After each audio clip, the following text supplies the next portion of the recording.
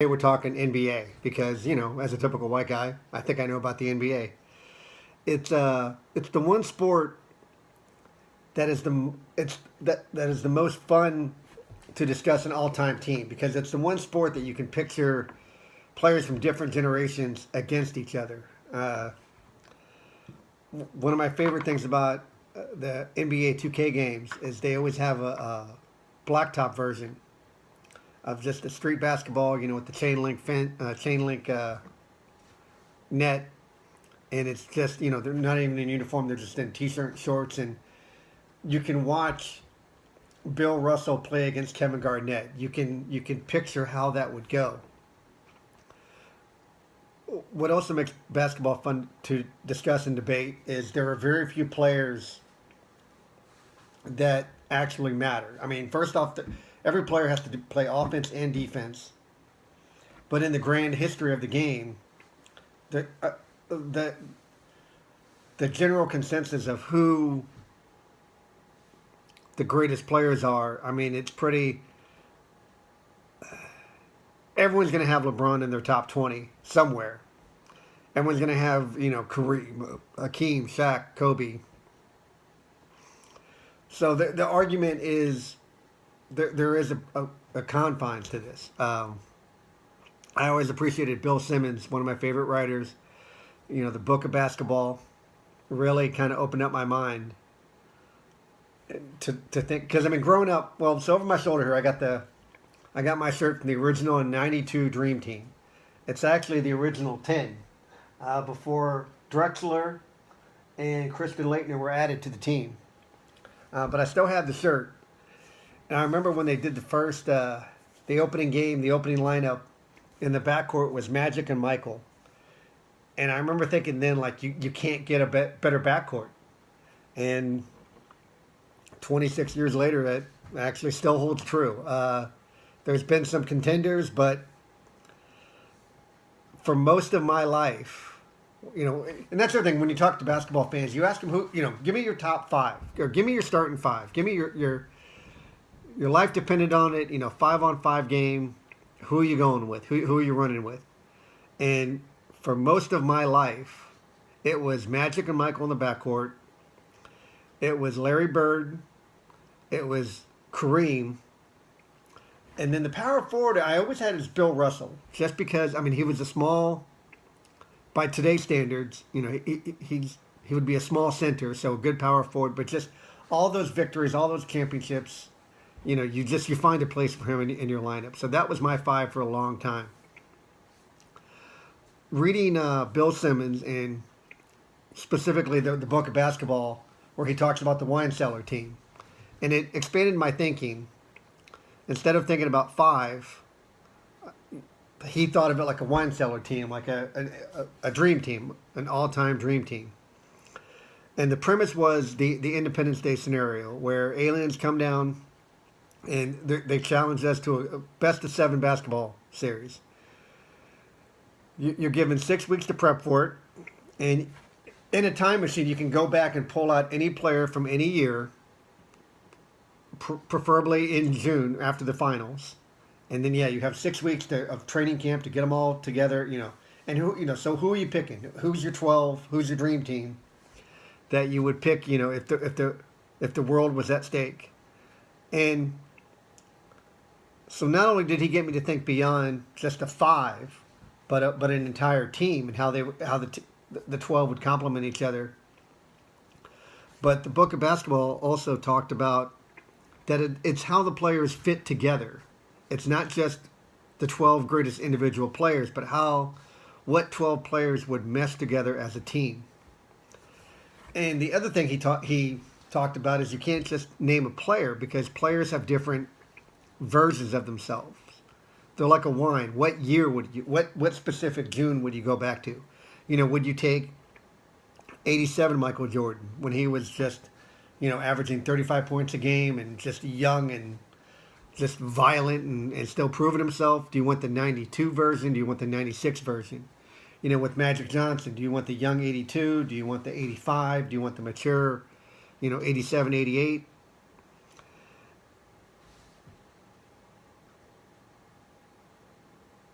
And when you put those, and the other thing with putting them together is when they did the original Dream Team in '92. I mean, they hit the lottery because you had Jordan at his prime, you had Magic and Bird who were good team players anyway, but because they were past their prime, they were literally just happy to be there.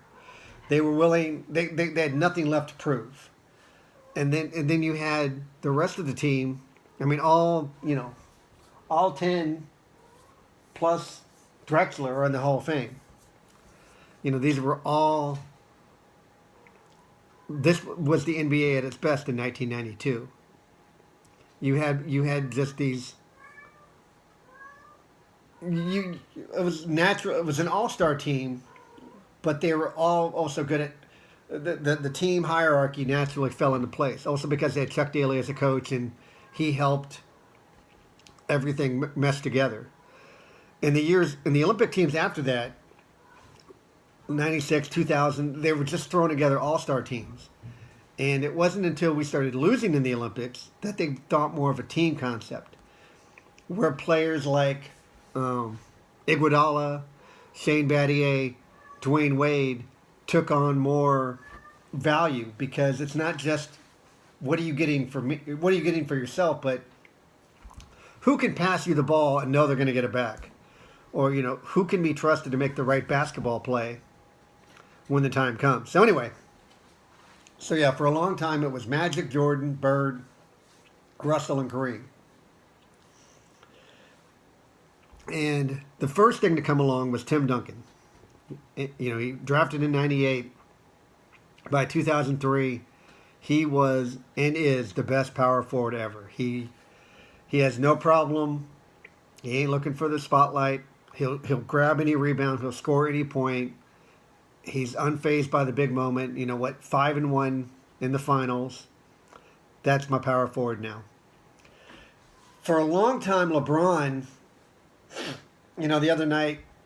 Right now, LeBron was down 0-2 to Boston, trying to get to the finals for the 8th time in a row. I gotta sneeze. I can't believe it. Ugh. Anyway, they're down in Boston 0-2, Eastern Conference Finals, trying to get to the finals for the 8th straight time. And I can't believe I did that.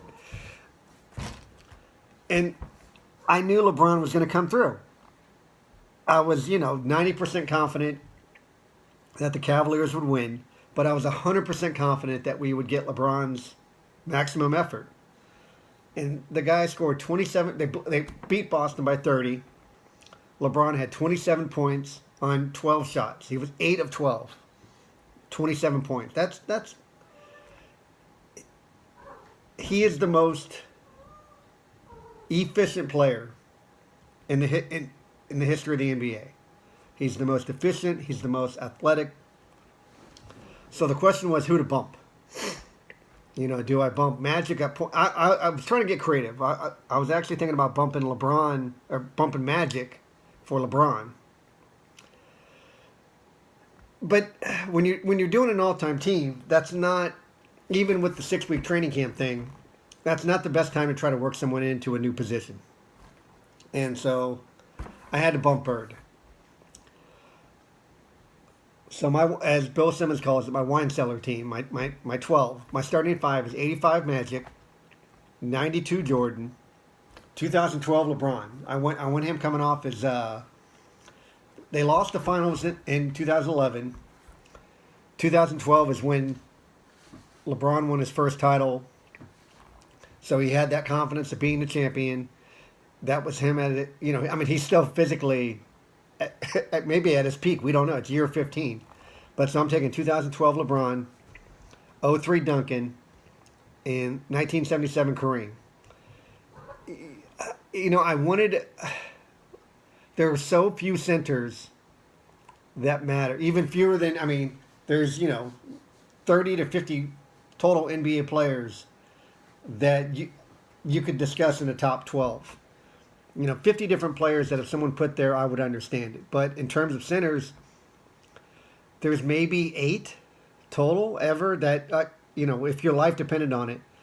And yeah, I'm going back 40 years to Kareem.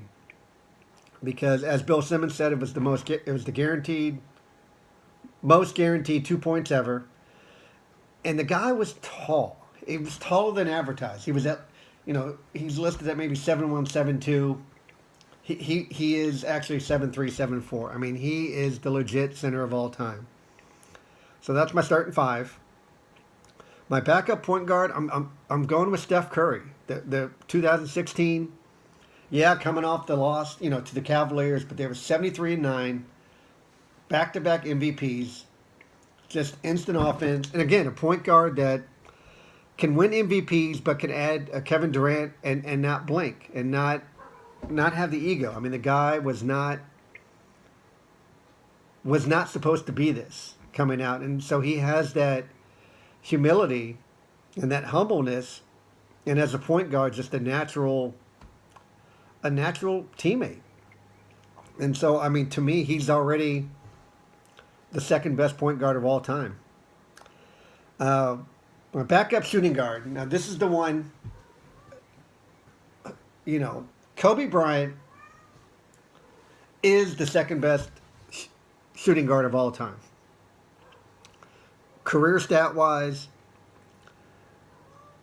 I mean, my favorite version of Kobe was the 01 Kobe Bryant when he was, 23 years old, wearing number 8 with the hair and the goatee, and he was just effortless and smooth. But this is where basketball, it gets personal because you're thinking about, can you trust him? And you just don't know, can Kobe be trusted? Can he be trusted to be okay with playing 12 minutes? To being backup, even the 01 version, like Bill Simmons wrote, will he try to upstage the 92 Jordan? And you just don't know. And so it's just too much of a wild card. So, like Bill Simmons, I'm still going with the 2009 Dwayne Wade as my backup shooting guard. Because, again, he did the best Jordan impersonation since Jordan. He's proven to be a teammate. He blends in. He brought in LeBron. These superstar players that win championships. Hey, Kat. And then bring in another star and just mesh and go with it. I mean, it just proves. People say they want to be a good teammate, and then these players that actually prove it. I feel like it enhances their stock when they bring in other superstars and still win. So, 2009 Wade. Him and LeBron will get along fine. And then I'm going with the... so now my backup... My backup front court, in a sense, is going to be the 86 Bird, 86 McHale. One of the best teams ever. Again, I mean, shooting the threes, defense, crunch time, no worries about them.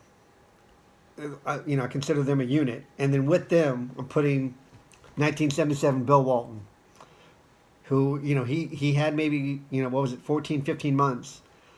But again, a guy who was undersized, he was actually 7'2", 7'3". But Bill Walton was, with Kareem, what the center position is supposed to be. He had an NCAA championship game. He went 21 for 22. I'll take that. And then my last two picks are 2016 Durant and 1992 Pippen. They are Durant's my instant offense, and Pippen is my instant defense. And then my all-time five, though, if I had to pick just 5 players, though, and we're on a blacktop, and it's one game, 40 minutes, no bench, just 5 guys I've got to trust to go the full 40 and win. Now I'm going LeBron at point, Jordan, Pippen, Duncan, and Kareem.